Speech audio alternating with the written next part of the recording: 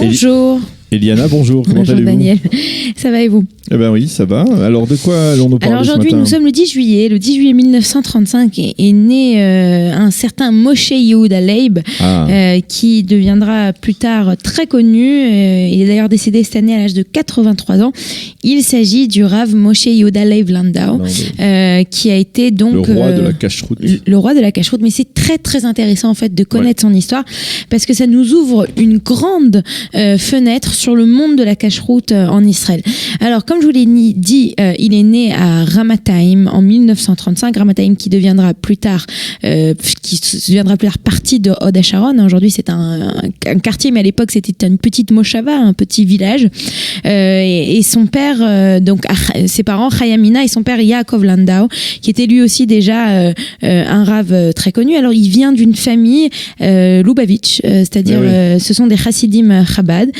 Et très rapidement, un an après qu'il soit né, donc en 1936, il va quitter Ramathaim pour venir s'installer à Bnei Brak, puisque son père est nommé comme le rabbin de... Alors, grand rabbin, on ne peut pas être un grand rabbin parce qu'à l'époque, Bnei Brak, c'est tout petit. Donc, de ce petit village, il devient donc le grand rabbin de Bnei Brak, et donc la famille va s'y installer. Il va étudier dans de nombreuses yeshivot. Il va étudier et à la yeshiva Or Israël de Petar Tikva, qui est une yeshiva litaïte, et à Ponievitch, et à yeshiva Tomchet Mimim de Lod, qui est le centre Lubavitch en Israël. Donc, il va vraiment étudier un peu partout, et il va commencer en fait, il va aider son père. Et quand son père décède en 86,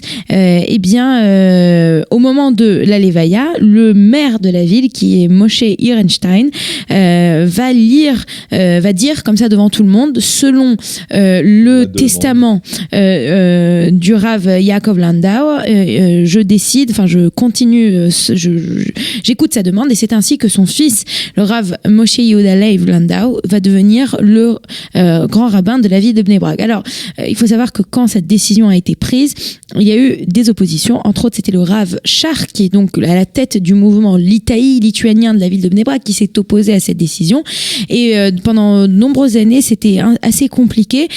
Entre autres, le journal Yated Ne'eman, qui est donc le bastion du monde lituanien, avait l'habitude de retirer à chaque fois qu'on parlait de lui. Alors, il retirait ou même quand il y avait des publicités qui parlaient avec des produits qui étaient sous la cacheroute du Rav Landau, alors il retirait la phrase, le Rav, le chef du Beth Din de Bnei Brak, qui est à la tête du Beth Din de Bnei Brak, il retirait cette phrase. Ils aiment bien se faire ça des coups un peu partout. Voilà. Il y a toujours beaucoup d'unité dans ce... Alors, ce qu'il y avait d'intéressant chez le Rav... Dans ce milieu, comme dans d'autres milieux. Voilà, aussi. Exactement. Ce qu'il y avait d'intéressant dans chez ce Rav Landau, c'est qu'il était considéré comme une des rares personnes au monde à connaître la recette, la formule du Coca-Cola.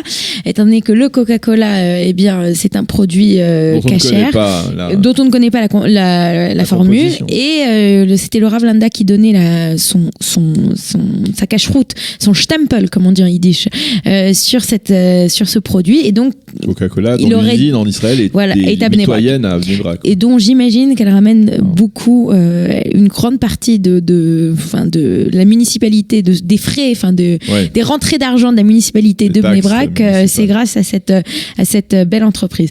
Et donc, c'était une des rares personnes qui connaissait la formule. Et il faut dire que justement, le Rav Landau, lui, avait l'habitude, de ne pas demander d'argent pour mettre sa cacheroute. Il faisait comme son père faisait à l'époque.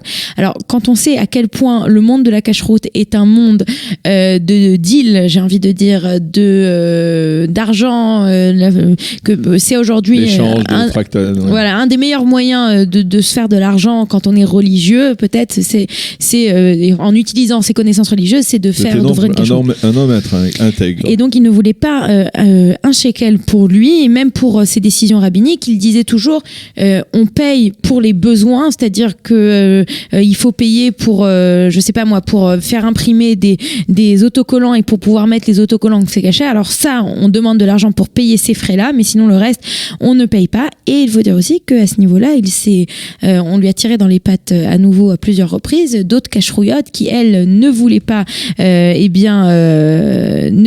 voulaient reconnaître pas sa suprématie, on va dire. Et c'est la raison pour laquelle de nombreux autres beth din se sont créés, se sont surtout développés, ont pris de l'ampleur dans la période où il était encore en vie, comme le Badatz She'erit Israël, le Badatz Mehadrin, le Badatz Bet Yosef, le Badatz Yoredea. Donc ceux qui s'y connaissent un petit peu, c'est toujours la règle. Vous savez, vous prenez une boîte de cornichons et vous avez 5 cacherouillottes, 3 qui permettent Kasher la Mehadrin les Pessar, 2 qui sont Kasher la Mehadrin non pas à Pessar. Enfin bon, tout ça c'est autour de tout ça, de ces petites batailles.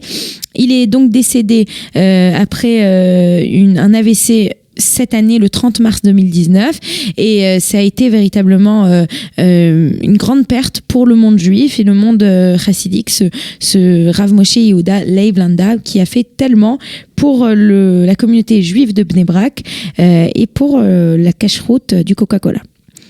Si l'on peut dire, oui.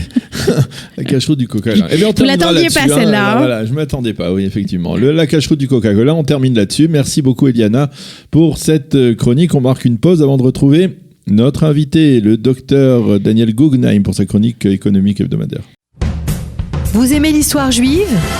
Retrouvez Liana Gurfinkel dans Un jour notre histoire sur Studio Kalita, c'est tous les matins, pour découvrir ensemble les événements et les personnages qui ont fait notre histoire.